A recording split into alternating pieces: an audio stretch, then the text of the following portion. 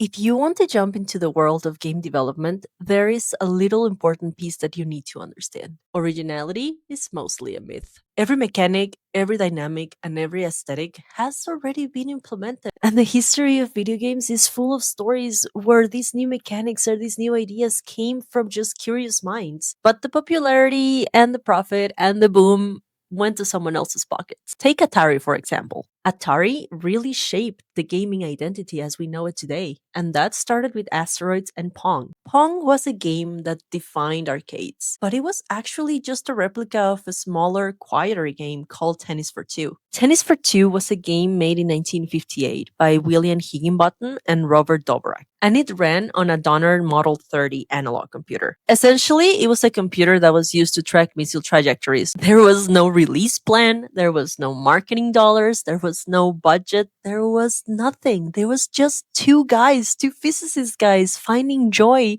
and inventing a game using physics. And nowadays, we don't know who they are and we don't know the impact that they had. Then, around a decade later, Atari comes in, grabs the mechanic, grabs the game, and now it's known as Pong. And just like that, the game stopped being a science experiment and started being the foundation that we are standing on today. And we know that with humanity, the history has to kinda just repeat itself always. SpaceWar was actually made by MIT students that were just essentially testing the limits of what computers could do. Atari came and grabbed SpaceWar and made it Asteroids. It had good mechanics, it had really good physics, and the pacing was very addictive. But at its very core, Asteroids is space war, and it was an idea that was stolen and never given back. There truly is no new mechanics in games. Everything has already been explored, everything has already been implemented. We just take it, remix it, change the visuals and change the pacing and make it more us. But there is a teeny tiny fine line between inspiration and erasure.